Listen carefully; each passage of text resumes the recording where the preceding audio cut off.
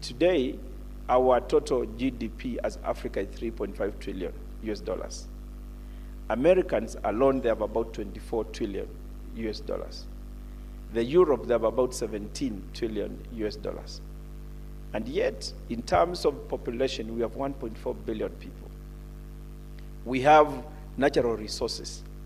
DRC alone, their potential wealth is 26 trillion US dollars if whatever is in DRC is exploited. And therefore is to say, in Africa, African continent, we have potential almost 100 trillion US dollars if Africa is to be fully exploited. And I was challenging our colleagues here when we were coming here. Every single year, we go to the Switzerland to go for the Davos about the economic forum. There is no African agenda in those kind of forums. It's the high time we need, and when you talk of local content, in terms of we need to start our own economic forums in Africa, where Africa is setting the agenda, where Africa sets the agenda for ourselves. I now have the honor to invite His Excellency Peter Mutuku Mathuki to make his remarks.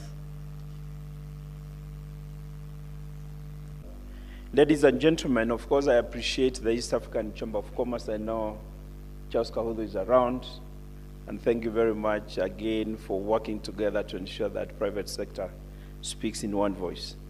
Let me extend my appreciation to the government of the Republic of Kenya, not only for hosting us and hosting this very important event, but also for according us all the necessary facilities to ensure that this event is a success. We want to thank again them for making sure that we all feel at home while in Nairobi. Ladies and gentlemen, Excellencies, I know for the last 2 days you've been canvassing as delegates, as private sector and public sector, in different critical areas, sectors, that is finance, digital trade, infrastructure, value chains, climate change, and the empowerment of youth and women. And I know recommendations coming out of this forum will inform the summit of the African Union that is coming up, so that whatever is being discussed here becomes part of the communique of the summit. And I think that is very important. And as again, if you said, Africa, the intra-Africa trade, and I know this is what you've been discussing, intra-Africa trade still remains very low, 80%, and I know you've been discussing this, of our trade still conducted with the rest of the world, meaning that whatever we do, how we do business within Africa, is only slightly below 20%. And I think this is a trend that needs to change. It is not possible that business will continue as usual. We must change that trade. And I think as ourselves, as the East African community, we are committed to ensure that we work with the rest in the region to increase the intra-Africa trade. Within the East African community, for example, the exports between 500,000 to 700,000 jobs annually are being done by boating what could be domestically be produced. Whatever we can be able to produce here, we are losing about 500 to 700,000 jobs annually. And I think it's the high time, and that's what we were discussing before we came here. Can we start promoting local content in the context of our region? And I think that is what will make a difference. As a continent, we must strive to diversify economies beyond even what we call the natural resources. We need to implement policies that focus on diversification of manufacturing sector, the MSMEs, as my brother said. And indeed, we need to see how we could increase the GDP contribution, manufacturing sector's contribution to GDP, from the current around 9% to around 25% by 2032. The East African community seeks to raise the region's local value-added content of resource-based exports from the current this, and that is our focus, supposedly 40%. Friends, just imagine our African continent with a lot of potential. Today, our total GDP as Africa is 3.5 trillion US dollars.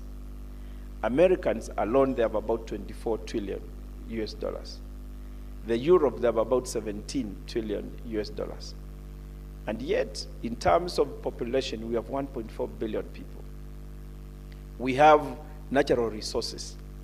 DRC alone, their potential wealth is 26 trillion US dollars if whatever is in DRC is exploited. And therefore is to say, in Africa, African continent, we have potential almost 100 trillion US dollars if Africa is to be fully exploited. And this will not be done by anyone else. It is ourselves as private sector working with government to make sure that we realize the Africa we want. And the Africa we want cannot be Africa of poverty, Africa without jobs. It is Africa, and if we create this, we exploit fully the 100 trillion US dollars. That means creation of jobs, opportunities for our people. And I was challenging our colleagues here when we were coming here. Every single year, we go to the Switzerland to go for the Davos about the economic forum. There is no African agenda in those kind of forums. It's the high time we need, and when you talk of local content, in terms of we need to start our own economic forums in Africa, where Africa is setting the agenda, where Africa sets the agenda for ourselves. Whenever we invest, and I am sorry to say this, we do Africa, Asia, Africa, China, Africa, Russia, Africa, any other continent. It is us enriching the agenda. We need to do the other way around. We need to do every year our own economic forum that promotes the African agenda. And that's how to start. And I think the challenge with us today, and I want to ask my brother, Ambassador Muchaga, because to provide the leadership and all of us, that going forward, we need now to start investing in having African Economic Forum, where we are setting on our agenda, inviting others to come and listen what we want for our own continent. It cannot be business as usual every other time we're going to other continents, and yet in our own continent, that's where they get resources from. Whatever is developing the rest of the world is coming from Africa.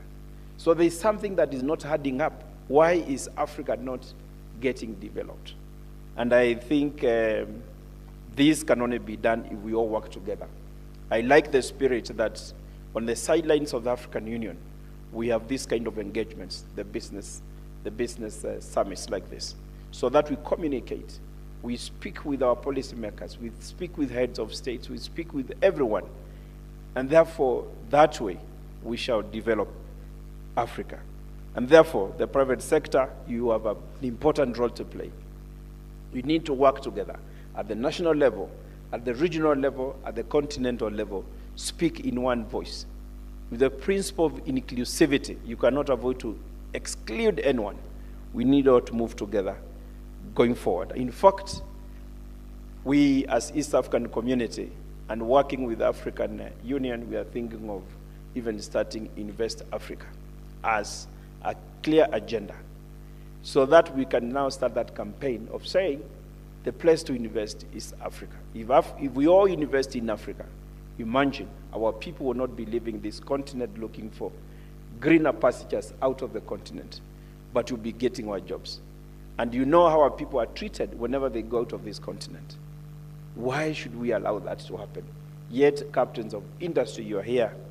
Yet, we are here as governments and, of course, as regional economic blocks to support. And I was giving an example of the services trade. The service sector alone representing over 60% of the world GDP and more than 50% of employment worldwide holds a great potential. This is an area I think we can, all of us, be interested in and start focusing on: the digital trade, the infrastructure. When you travel from one country in Europe to the other, you don't even realize that you're crossing the border. Why should it be so difficult in Africa to simply have one passport written, African passport, and we travel within Africa without necessarily asking for visa when you are traveling within Africa? What is a miracle in this? I think it's the high time we say, let us move in this. At least in the East African community we have started, because every East African, the passport they're holding is written the East African, then the country follows. So I think we need to move forward. We need to remove the barriers of movement of people, because African people, we are one. And once we start putting blocks in terms of movement of people, That's how we now start killing development. So I think it's the high time, working regional economic blocks, working with the African Union, we start focusing on how to enhance movement of people and services within the continent. And I kept on asking, even what we call the currency was so difficult with having a currency, even if we are going to have parallel currency, but one currency that we know we can use for doing business. How do we expect us to exploit fully African continental free trade area, and we don't have a common currency? We don't have a common currency that we can use for doing business.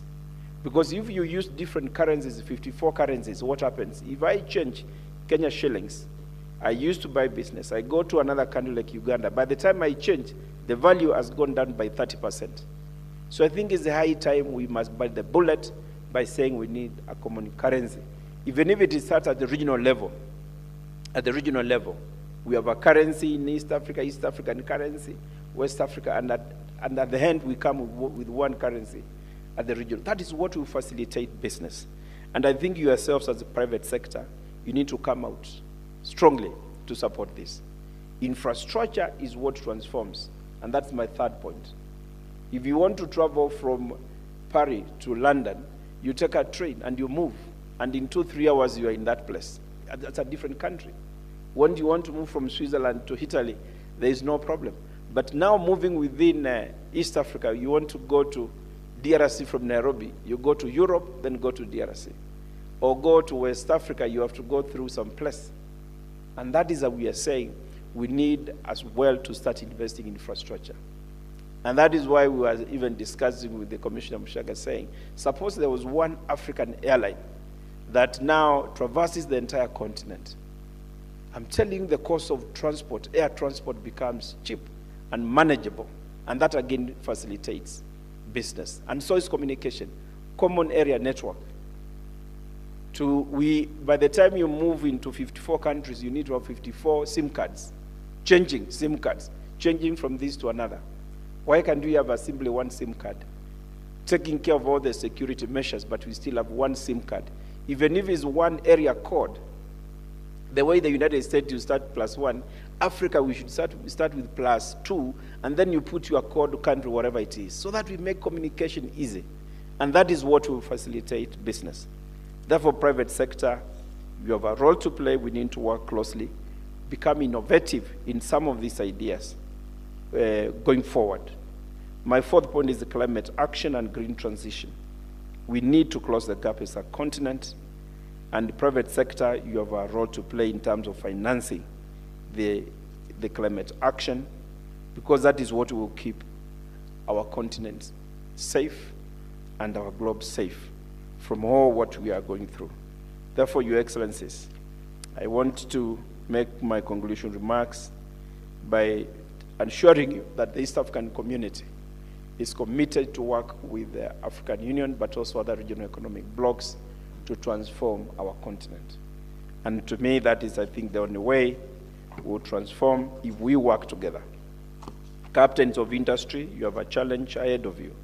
And the challenge you have is to ensure we invest money here, not outside our continent.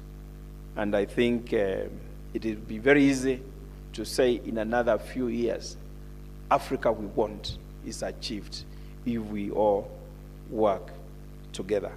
I urge all of us, the African countries, to emulate and learn, even take lessons from the regional economic blocs that are making progress. As regional economic blocs, we are not here to compete, but complement one another so that we transform. And whatever we can learn as East Africa, from West Africa, from Southern Africa, from North Africa, we learn. And whatever they can learn from us, they learn from us. And I want to thank all of you for listening and encourage all of us that recommendations that are coming out here, this should be your voice, and this should go to the summit so that now the private sector is heard going forward. But I look forward also to the next one becomes now an economic summit. It should be an economic forum for Africa. And I think I am ready as East African community to work with all of you to make sure that we transform our continent by not having Davos anymore elsewhere, but having our own Davos in the continent. Thank you very much.